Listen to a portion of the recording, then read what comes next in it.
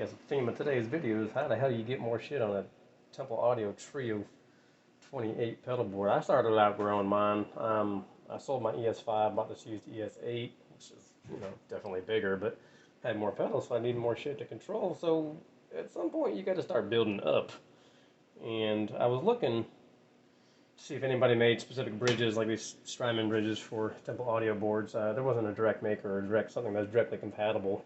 I did see a picture online of a guy that posted a picture of his same size pedal board with one of these bridges mounted to it. And I was like, well, hell, I play at home. I mean, I don't play in no damn stages. I mean, this is this is my garage, man. Pretty cool rug, right?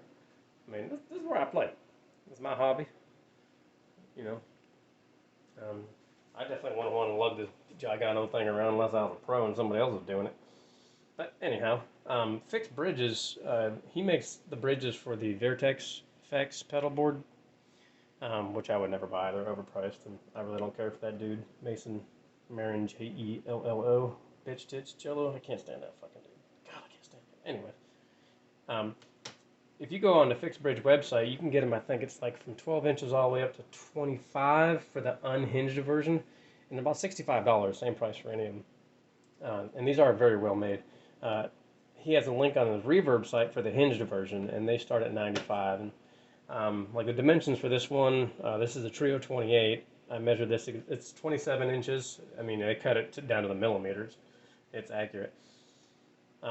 6 inches deep, and it's the tallest you can get. It's 3.5. But with that lip on that front edge would be 3 inches, and that 6 inch deep fits. I mean, the Boss RC500 and RV500 are pretty deep pedals. Strymon and Volante's not that deep, but it fits all those perfectly, and all the cables behind them don't even go past the edges. So. But I ended up getting, this cost $95, I think it was like $10 for shipping. UPS bent the shit out of it, looked like a banana, and I contacted Fixed Bridges to Reverb, and they're like, hey man, we'll make you another one, but COVID and shortage and stuff. He's like, it's gonna take us about 3 weeks though. I was, me being impatient, I knew I can get it straight. It was pretty bad. But I just massaged the hell out of it. The hinges were bent, and then I got it down, perfectly straight. And I sent them, I was like, hey guys, don't worry about sending another one. They ended up giving me a $45 rebate, so that was pretty awesome for them. Big shout out to Fixed Bridges. It was good customer service right there. But I was able to alleviate space, of course. You got a RC500 tuner, my tremolo, RV500, and a Volante all on top of that. And all these are in my effects loops of the V40 and V30, running dual effects loops in and out.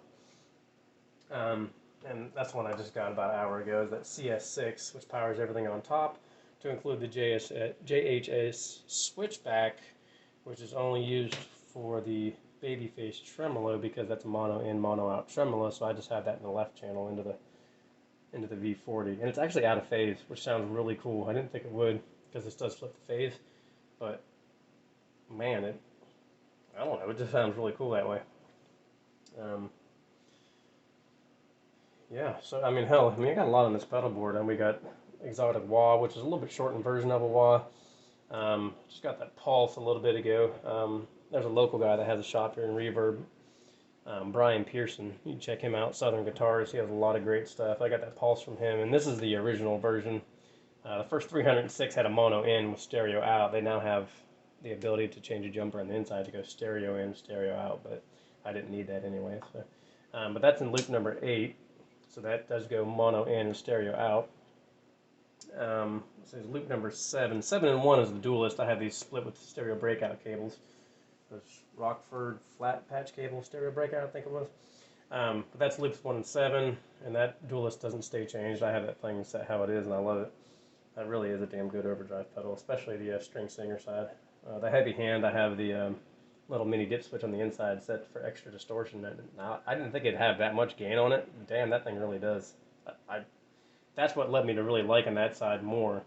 I really wasn't too keen to it, the heavy hand side at first, but the higher gain setting I really do like. I got Sabatius Mr. White boost. That does like that edge of breakup Jimi Hendrix kind of thing. It's like SRV, whatever. It just sounds good. But, you can call it what you want.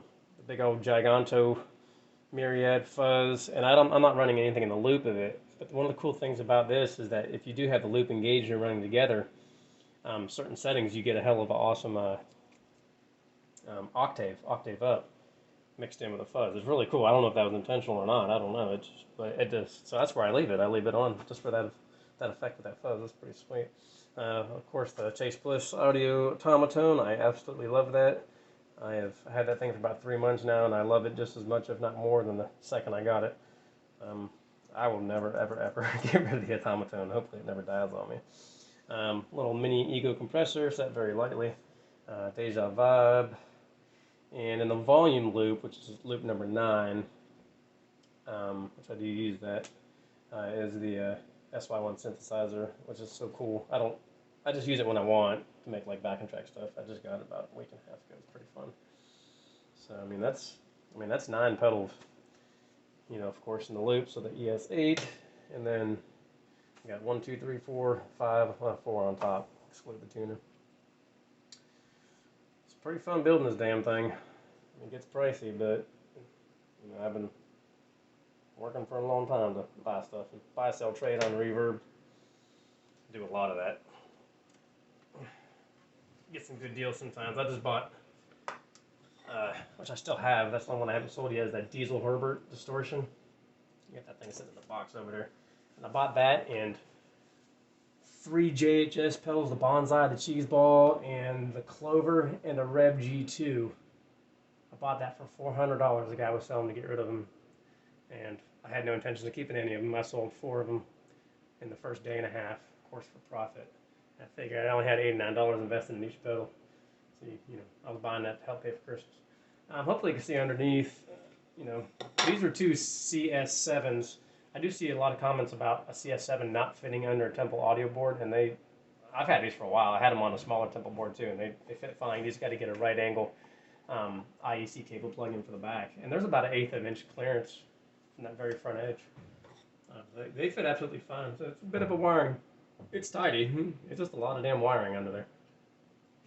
And they got 2 of the patch bays. They're 4-bay modules.